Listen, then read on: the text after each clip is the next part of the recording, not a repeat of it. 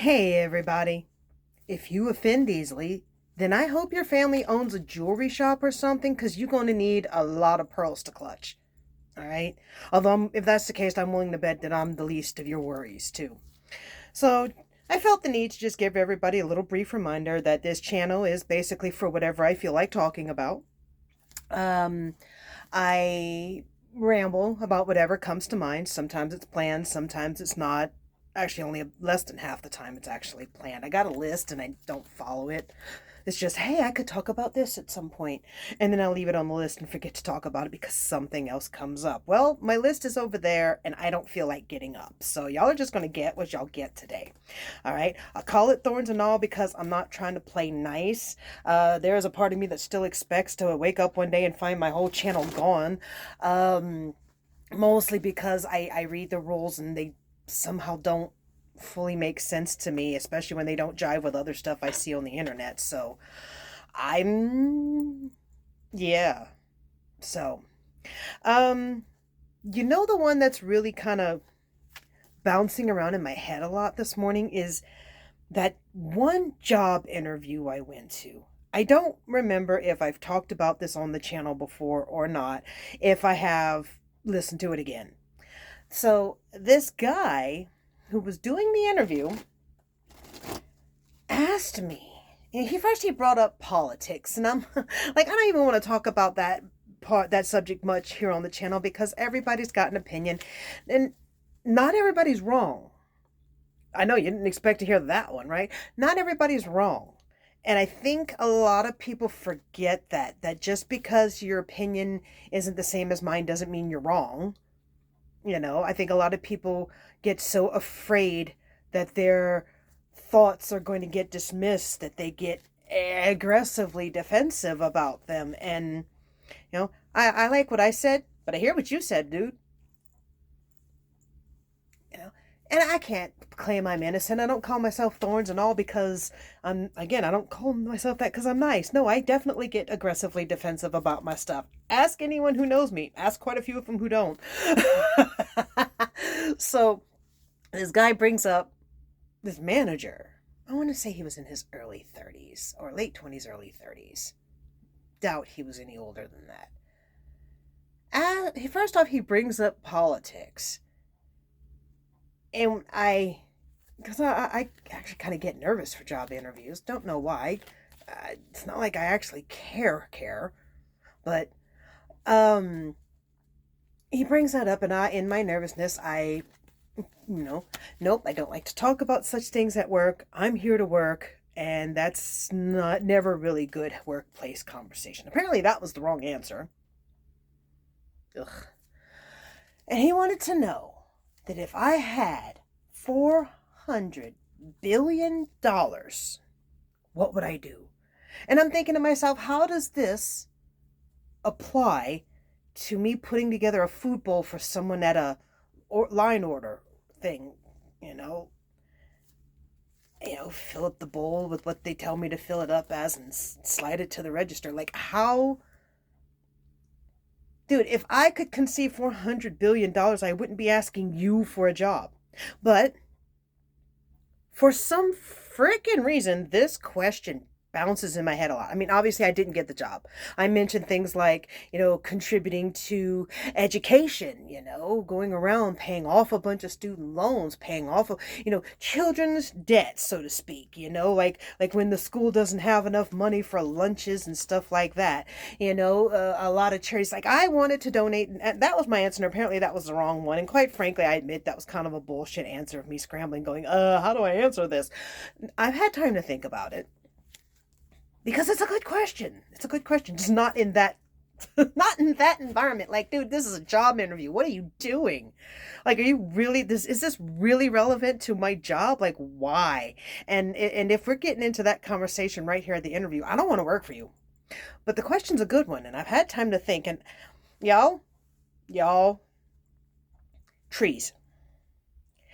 I read these stories about people who take wastelands and turn them back into lush forest, and I'm like, I like that.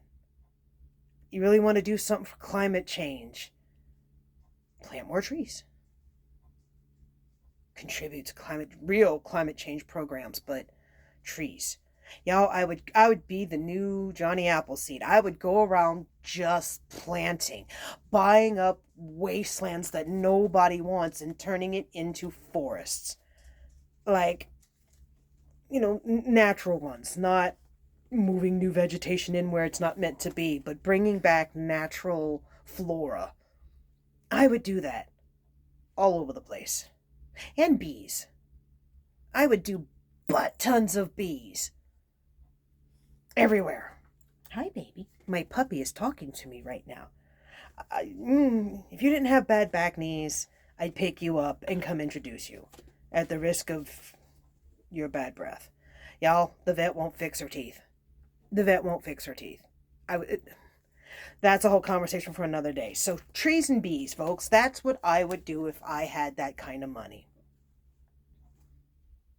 Now that I've had time to think about it. Plus, I've always liked the idea I saw these ones where it's these coastal turbine generator things. Like, I would really go the route of what can I do for better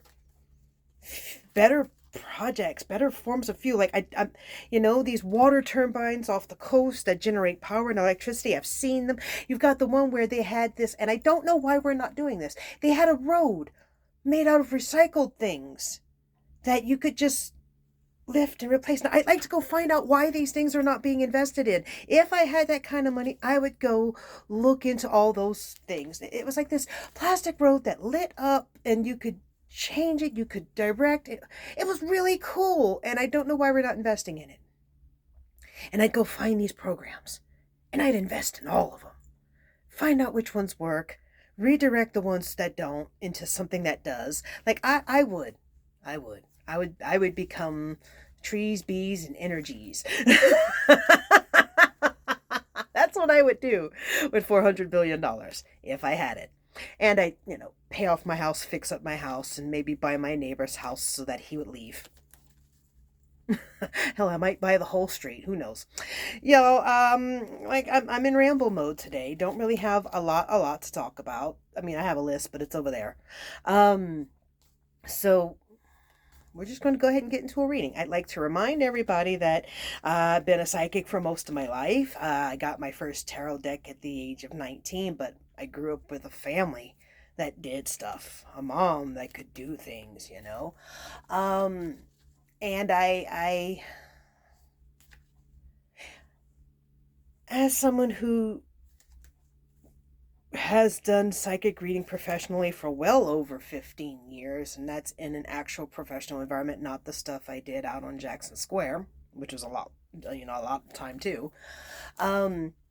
And I'm telling you as a psychic that this is not a reading directed at anyone in particular. I mean, it might, if it applies to me, great, but this is called a cold reading, folks, meaning I don't know you. This is not personal towards you, which means if you happen to get something out of this reading, if you happen to get a message out of this, good for you. You got a free reading. Otherwise, it's a cold reading. It doesn't mean anything per se. And I say per se because I've seen things happen in my tarot readings. Now, if y'all have been following the channel, you realize this isn't more than just a couple card flip and a no big deal. I'm not trying to get big technical and mystical about it. Life's absurd, and so am I at this point. I'm obnoxious and absurd at this point, but I'm trying to have fun with it. Let's get into it, folks. The Lovers in reverse. Okay, so we have a connection that is either disconnecting or maybe discombobulated at the moment. Things aren't even. Maybe some people are struggling to find that connection. Maybe they're having difficulty with the connection that they have. Let's see. Let's pull an additional card on that and see what the problem is. Oh, King of Cups. Okay, so this is a masculine energy card, but in today's day and age, we try to be inclusive for everyone. I need to look more into gender neutral decks, because I'm getting to a point in my life where on the conscious level, I don't like using the gender aspect. Subconsciously, it's what I was taught. He, she, they, I go there because that's what I know. And if I'm not paying attention, I will sometimes slip into old verbiage. But consciously, I'm not as thrilled about gender specifics as I used to be. So, yes, it's a King of Cups, but I'm reluctant to say he's doing it. It's his fault. Or he's the one having the emotional disconnect or something like that. Um, I will simply call it the masculine energy. And we'll leave it there, and you can reword that however you want. This is not your reading any more than it is mine. It's cold reading. It's not specific to anyone. So, the masculine energy is feeling the disconnect more so. You may want to check in there. And yes, that means I'm going to be going check in on St. Alan this morning as soon as he wakes up. We have the Nine of Coins. Oh, it's money. The lack of money. Yeah, if this is St. Alan, then I know exactly why he's worried about money again. And that's because today's his last day before he has to go do summer work for extra income to try and pay off some of our debt that the stepson accrued for us. 90 grand worth. Over 90 grand worth of student loans that he's not going to pay. Isn't parenting fun? Also, he could drop out. I did one on that. Moving on. All right, the Hermit in reverse. So can't leave someone alone, or the inability to leave someone alone. So maybe this is someone who wants to be left alone and can't be or shouldn't be right about now. I would say it's time to check in. Generally speaking, this is time to check in. All right.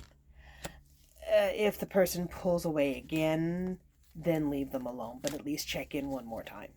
All right, this might not necessarily be a healthy or chosen hermit situation, which sometimes it can be. Sometimes a person just needs to be left alone into the wisdom of their own thoughts. I'm not sure this person should be at this point. I'm noticing all my cards are coming up in reverse. Now, this is a deck that I use to read up and down, I think, because it doesn't look distinguishable between the two. So I'm assuming I've been reading this upside down and inside out and always left, right, and otherwise. So let's give it a very good random pull. And what I'll do when it's a very big deck, because I have a very small hand, comparatively, is I will just simply da-da-da-da, da-da-da-da, and I would just random, and then sometimes I shuffle from the side, and then sometimes I actually try and stretch my hands because I have small hands. It's a big deck. I said deck. We're going to pull one more card, and then we're going to let y'all run early today. All right? Try that again. It's another upside down card, the Chariot in reverse. So we have an imbalance. We have circumstances where not everybody's facing the same direction. Y'all aren't on the same page. That's basically it. You're not on the same page about something. We're going to pull an extra card on that and see what we get. Finally. Just different directions to get things back in balance. Different ideas, different means, different methods. And that may be where the disconnect's coming from. Same goal, different paths to get there, and looks like it's a cause for concern. So, alrighty, folks, I'm going to let y'all go early today. Y'all have a good one. And again, if this reading applied to you, great. If it didn't, that wasn't meant for you. Bye.